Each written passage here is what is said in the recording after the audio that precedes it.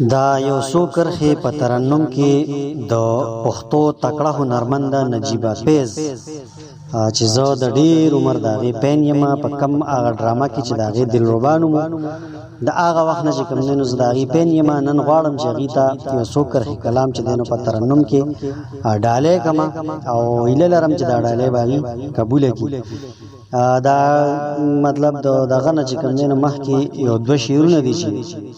عمر شو عمر تیر شو ستا د حسن جال کې گیر یم، خپلوم به د دا وره لیونی یمه زدي یم. داسې ډېر به وي راغلي اوس تازه تازه قیدیان،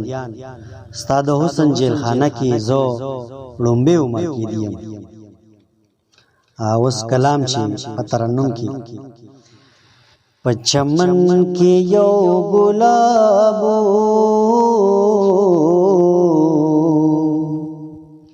مزیدار لکستا د قدرت په قدرتونو خسنگار لکستا په چمن کې یو ګلابو مزیدار لکستا دشګوګل می تر نروړو زنګي دله کور تراغلم زیبه نشي نشاکلم سم خمار لکستا زیبه نشي نشاکلم سم خمار لکستا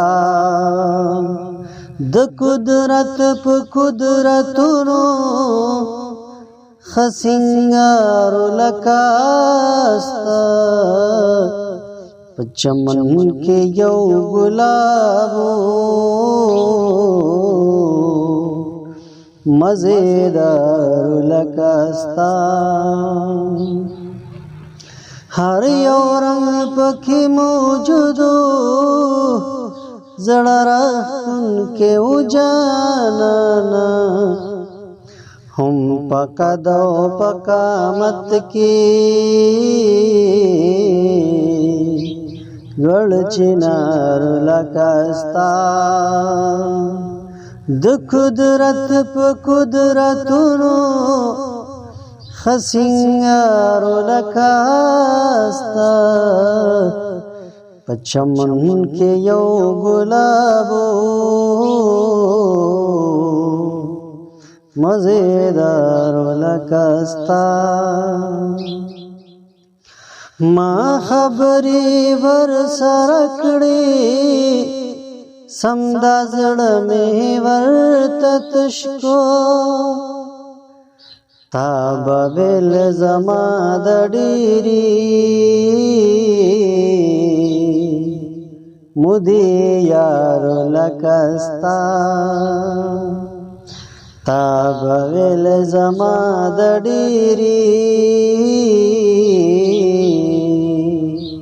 مودې یار لکستا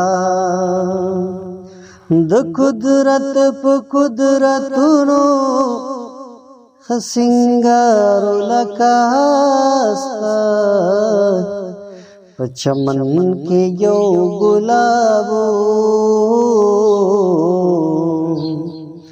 مزیدار لکستا خوشبویانې ترې خورې شوې زما زړه ته سکون راغی خوږ زړګي لا زما یارا سم قرار لکستا خوږ زړګي لا زما یارا سم قرار لکستا د قدرت په قدرتونو خسنگار لکستا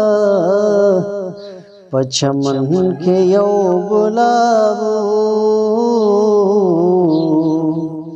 मजेदार लकस्ता द आशिक गम पे गलत शो माजिगर में सारा तीर को दरंगुनो खाइस्तुनो लुए अंबार लकस्ता दरंगुनो खाइस्तुनो लुए अंबार लकस्ता द कुदरत प कुदरतुनो खसिंगार लकस्ता पचमन के यौ गुलाबो मजेदार लकस्ता।